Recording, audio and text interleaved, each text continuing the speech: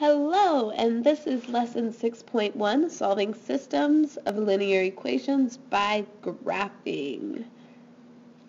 You may be asking yourself, what the heck is a system of linear equations? Well, let me tell you. A system of linear equations is when you have two or more equations, just kind of in a set. When you have these two or more equations, you can actually find one ordered pair. Remember, ordered pairs, those are our coordinates, x, y, and it will work as a solution for both of the equations.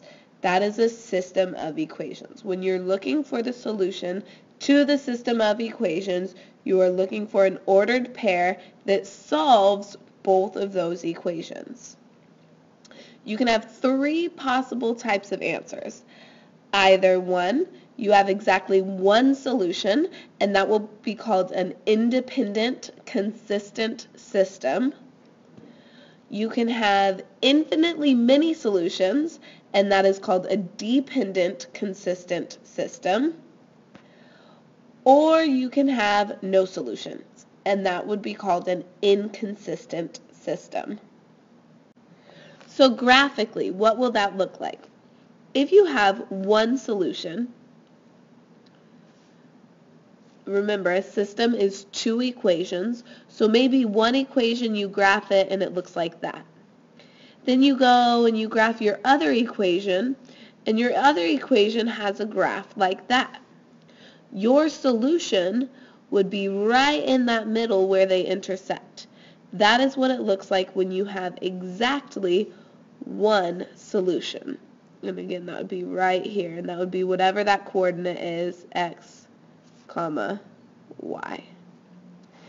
Infinitely many solutions, that will look like you go through and you graph a line. Maybe that's what your line looks like. And then you go through and you graph another line, and it ends up being directly on top of that line the entire time.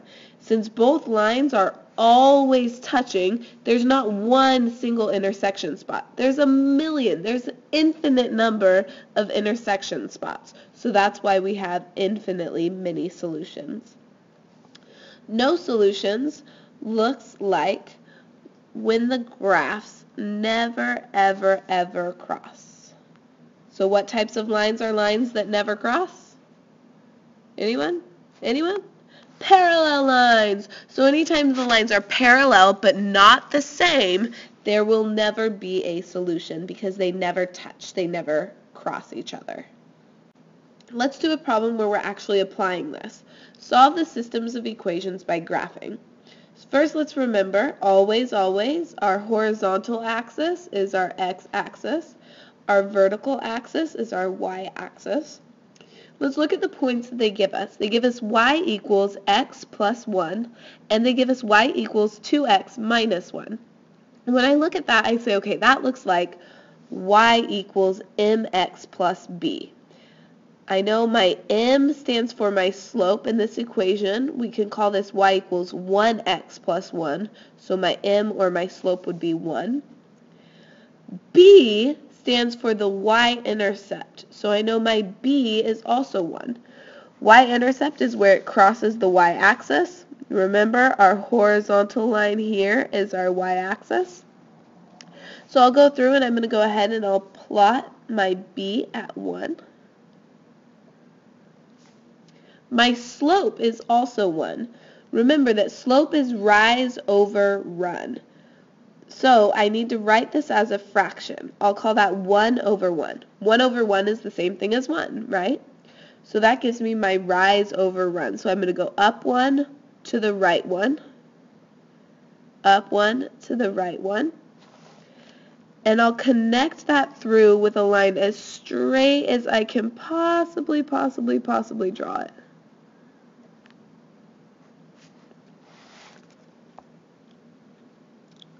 Then I'll go through and let's look at our second equation. Second equation, our slope is 2. And our y-intercept, or the b, is 1. But notice here it's not a plus 1 anymore. It's a minus 1. So that's going to give us a negative 1 for our intercept. So I'm going to go down to negative 1. And then I'm going to count for my slope here. My slope, it says I go up. Well, remember, we'll write it as a fraction. We can call it 2 over 1. So I'm going to go up 1, 2 over 1. Up 1, 2 over 1. Up 1, 2 over 1. You can do that as many times as you want. And then as straight as you possibly can, we're going to draw a line through. Now, first of all, we ask ourselves, how many solutions does this have?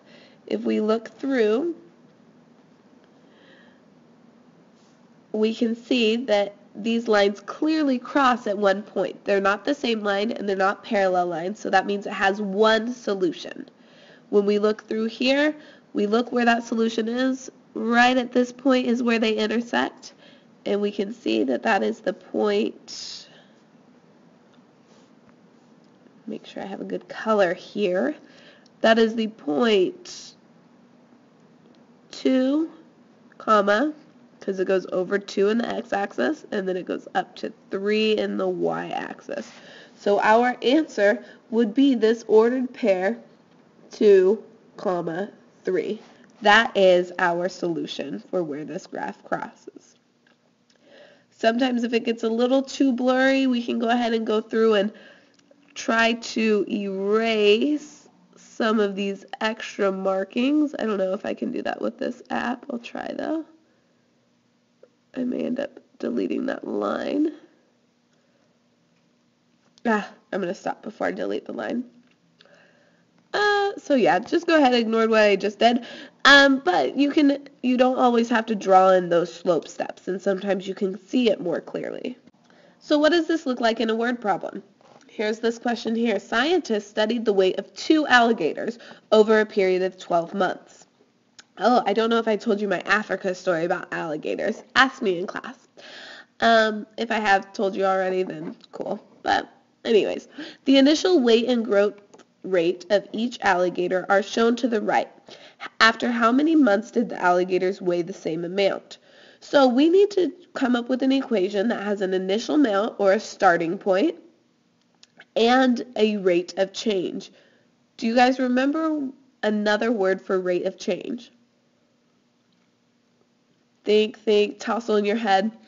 If you remember, we also called slope rate of change. So anywhere that we have rate of change, I'm going to go ahead and say, well, I know that this rate of growth, or this rate of change, that's going to be my slope.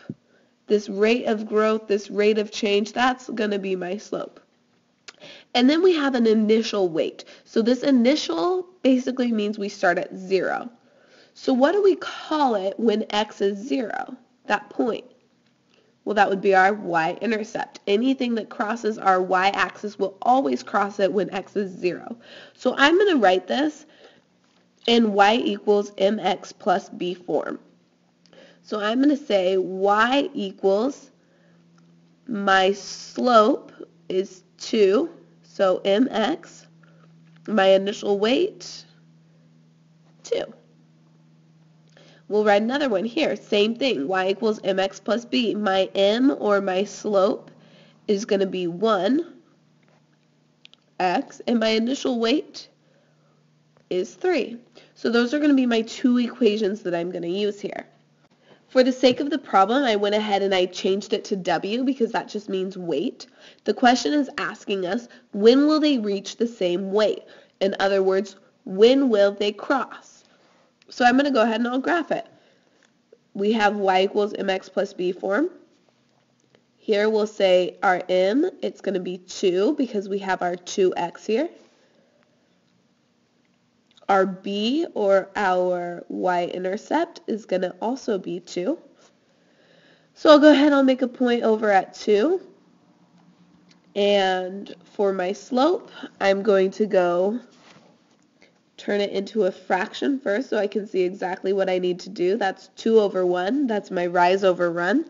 So I'll go up 2 to the right 1. Up 2 to the right 1. And we carefully draw our line through there.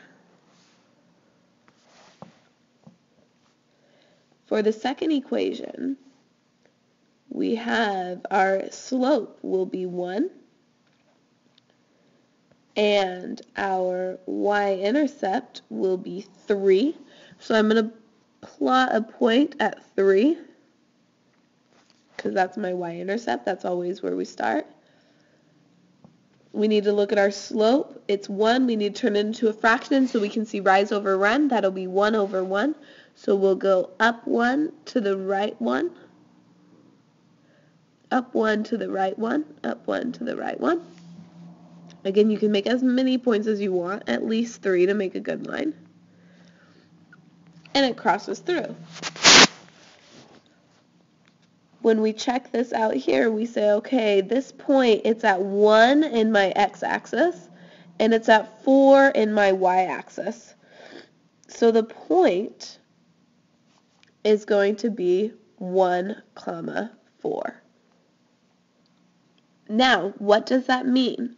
That means that this value 1 can go in for our x's. Let's remember what the x stands for. X stood for the number of months. Our y value, remember that we replaced y for w. So w stands for weight, so our y value will also stand for weight. So that means that after 1 month, both alligators will weigh 4 pounds. And so that's it. That is how we use systems of linear equations, and we solve them using graphing. Remember to go ahead, review over anything you didn't understand in the lesson, or if we went through anything too quickly, go ahead and watch it again. I have to try to find a cheesy joke to go ahead and end this one in. What do lawyers wear to court? Lawsuits. See you tomorrow.